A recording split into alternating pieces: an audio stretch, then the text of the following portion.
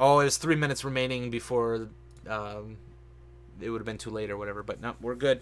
Here we go. Blackwatch versus Imperial. How is this going to go down? Are we going to see LRMs? I don't know. It's hard to say. Chat's giving us a hard time right. Hold on. We were up, what, 5 a.m. your time? It was 5 a.m. 6 a.m. my time. We've been up for a little while here. Brackets are tough, man. Brackets are tough. Yeah, well, I kind of expected to have, like, the announcement of that be later in the day, but match 19 getting pushed up, basically, into the forefront there, which isn't a bad thing, and there's still gonna be another team kind of working their way through. I think that actually, knowing that there's only one spot left, hi, Paul from Discord, says Queen Blade. But knowing that there's only one spot left, I think makes it that much more exciting for those remaining 4 teams. It's going to be very intense. It's going to be absolutely intense. Capture and hold the resource So point. here we go. Any hostiles are Imperial getting away. up in the north side, sending their Warhawk, Marauder 2C, and Night Gear up the left side. They've got Hunchback 2C with Radek out on the left. So the same exact setup here by Imperial before. They've got Aurora running that outside flank yet again. And he's actually getting an ER large burn in himself from that deep side. So he's putting just a little... He's got 1 ER large laser just for the sake of just... It's kind of like the Spider. Down. You remember the good old Spider 5K where it had the 1 ER large and you can't ignore it? You can't ignore it. You can't just let him grind on shutdown. Gets away with it, though. Overheated, shut down, well exposed, only took 1 shot. Lucked out on that one. So both teams kind of spreading. The Hunchbacks now kind of moving up, but they're getting pecked on by both Heimdallite and Bowser here.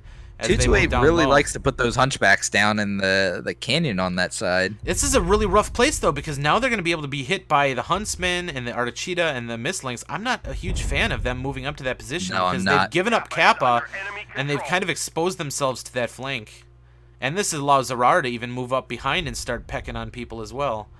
And Radek in the Hunchback 2C poking around Epsilon corner, but takes a lot of fire. Coming in on Krisman. Can he step forward? I think, did he squeak past that? I don't know if he got hit by that.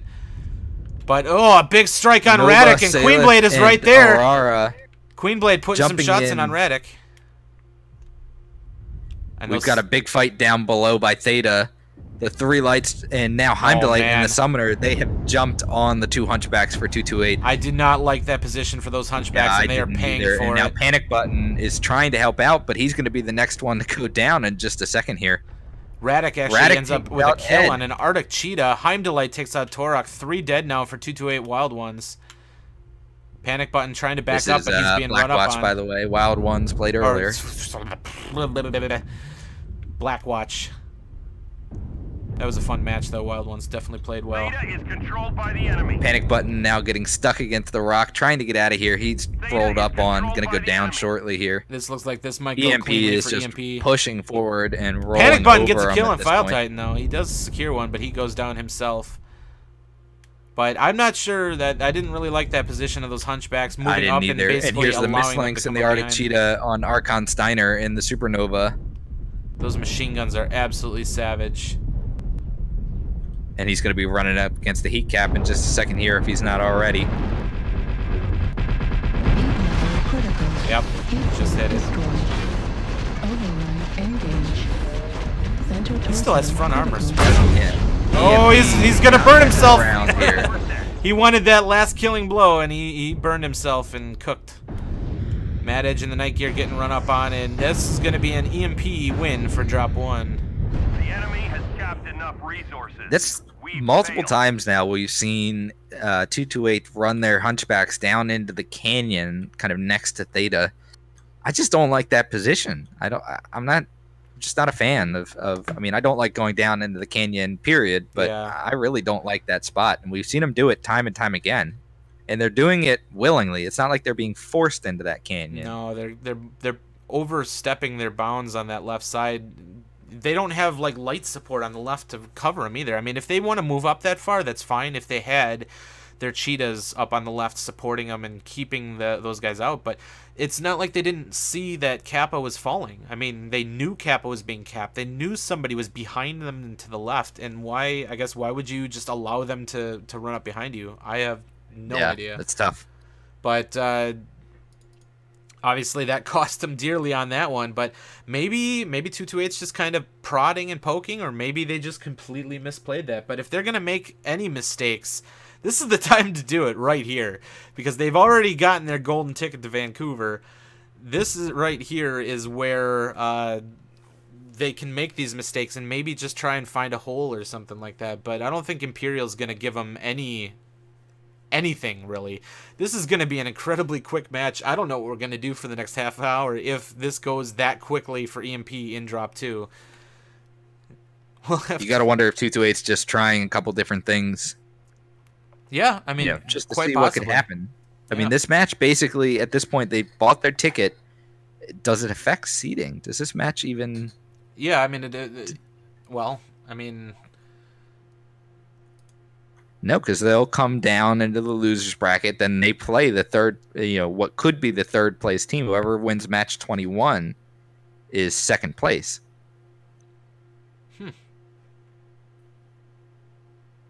Yeah, you're right.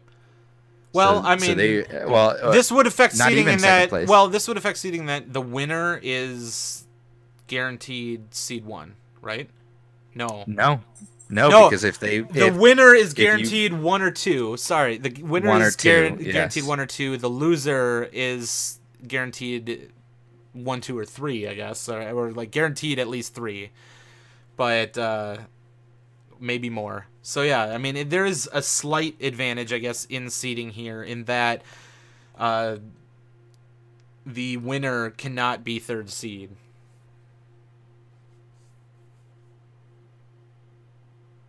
That is true, yeah. So there's a little bit of seeding on the line. But 228, even if they lose this drop, still could potentially get first seed. That's not off the table at this point. They can't even give us polar. Even when the match doesn't matter, they can't give us polar. Why? We're going back to Tourmaline. Seeing some comments. Yes, both 228 and EMP are confirmed for Vancouver. Yeah. Also, Bandit, I think you've been replaced. Getting some requests to have my dog do the color commenting. Seeing MDM and Puppers for finals shoutcasting. So there you go. Well, if there's anybody that I lose my spot to, at least it's your dog, I guess. Yep. Oh, boy. Well, they're getting readied up, and we're going to be heading into Drop 2 Tourmaline Desert here shortly. But believe me, guys, we're getting this one out of the way, but that just lines up match 17, 18, and 20 to be intense. 17 and 18 obviously will eliminate 2 more teams, and then 20 will be the decider as to who is the third team to go to Vancouver. So these guys are going to be fighting all out. It's at this point, after this match, it's all elimination, win or go home. And so who's going to make it to Vancouver? That's the big question. We got SJR, Osiris, RJFS, and brain fart, Eon Synergy. Yeah. Eon Synergy. We just watched them. Yep. Those guys are all going to be duking it out trying to make it. So that's going to be insane. So still a lot more Mech Warrior to watch here. Now, games 17 and 18... God damn, those are happening at the same time, aren't they? Yeah, 17, 18 happening at the game time. There's same time. There's a little bit of discussion about whether we can squeeze them both in, but it's kind of tough schedule-wise to do. We'll have to see what happens. Yeah, well, I will let you handle seeing how that's going, but as of right now, I think those matches are scheduled to occur at exactly the same time, and then, of course, we'll be picking up an hour later. Match 20 is going to be the decider of who's that third team is, so we will for sure pick that up. But at the very least, both matches will be available, one being casted and one being recorded, so we'll be able to see how it all went down. But just waiting on everybody to get readied up, and then we'll be heading into Drop 2.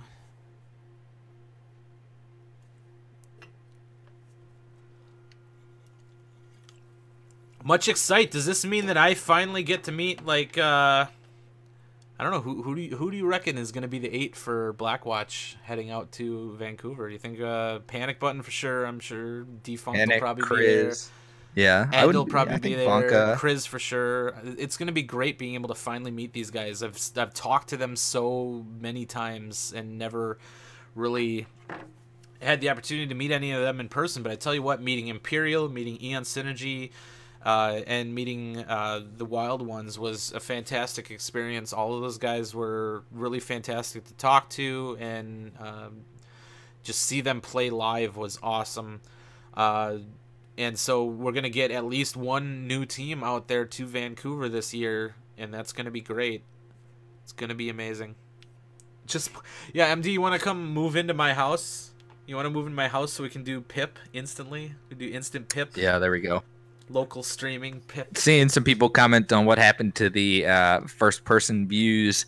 That was a stream that I was sending to Bandit, and then he was streaming out with the rest of the stream. We had been messing around with that, trying to get first person and third person at the same time. The difficulty is that the streaming services we've tried across the board have just been a little unreliable in terms of the delay. Sometimes we get, just a second delay in what we're seeing, and sometimes it's like 10 seconds. It just makes it a little tough to do that. Somebody's disputing the fact, I guess, that these two teams are going to Vancouver. What situation could possibly make Imperial or 228 not make it to the top 3 to Vancouver? Nope. They are guaranteed for Vancouver. So only the winner, the loser's not guaranteed. Well, it looks like everybody else thinks you're wrong, but I'm just going to keep saying it, and then I'll eat my hat if I'm wrong. Oh, God, I'm not saying that again. Don't worry, you're not wrong. All right. At least this one was a shoe-in, right? Instead of saying, I'll eat my hat if the team with LRMs wins. Yeah, at least you didn't say that. I will eat my hat if the team with ATMs win this year. Oh, God. Yeah. Chat wants Polar. Chat's calling for Polar. Take notice. Disappoints us. Take notice. All right, here we go. Tormland Desert. Let's rock.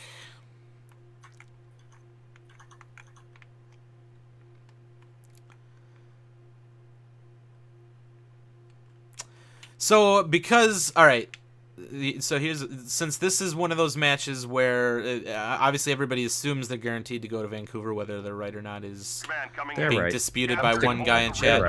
But should I do a lot more first person, you reckon, on this one? We could try it. Let's do it. All right, so keeping in mind that first person has a bug. It has a bug, so it's going to cause some weirdness, but I'm going to put more focus right now on trying to take a look at some of these mechs and just watch the trades. Let's get a little bit of an appreciation here for what it takes to land your shots. I'll do my best to try and get into mechs that are actually in combat here. Ooh, Heimdallr taking a hit there, down to 90 or 86%. 86% took a lot of damage there. Yeah, he got traded against pretty well and didn't land his own shots. But let's take a look at somebody else. Who we got here? Surveying the battlefield, we've got Bowser sitting in the back in that Warhawk. Running hot. He's got some ER larges working against him here. This is a very slow mech, but 4 ER PPCs able to do some work. Shooting 2 at a time, looks like. Target acquired. He drops an airstrike. Oh, nice strike right there. Airstrike online. He dropped his other strike. That corner is tough to fight on. Where, another good strike. Chrisman ate that one. Bowser, but that's a tough corner really well to fight on, and you can hardly see the strikes as they can drop on the wall below you. So Bowser with some very impressive trades thus far. Let's take a look. Twinkie in the Mauler MX-90. Target spotted. And 228 has grouped up on stage again. They're kind of doing like what they they're did trying against to Eon. deny stage again to this team, but Aurora and Nova in the Cheetah and the Mistlinks are both kind of hanging out on stage as well. Matt Edge is going to look at him. Heimdallr gets a shot in on Panic Button, who's moved up onto stage, kind of alone, not getting a lot of support from the rest of his team right now. Trying to catch some of the trades here. Let's take a look at panic button right up in the scrum here. Actually, we got a light fight going on. Ed getting jumped now. Did he get lit? He lost an arm. And Salith is running that Huntsman as well. I think he has He's the same legged. streak Ed is book legged. before. Target spotted. New target. And they're gonna jump on panic button, and Online. no one's up to help panic button on stage They here. all just got chased Panic out. button overheats. They got chased out, but there's 4 mechs there. There's only 3 for EMP, and they're just letting panic button get taken down. Wow, that's a misplay by 228. This right here is why I Now like doing Vonka jumps up.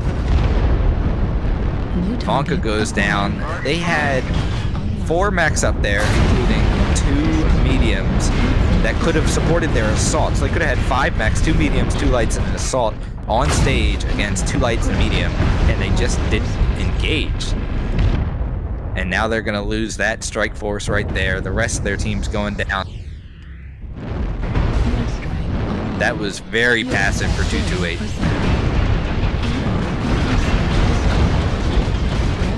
Oh, both his BBCs are gone.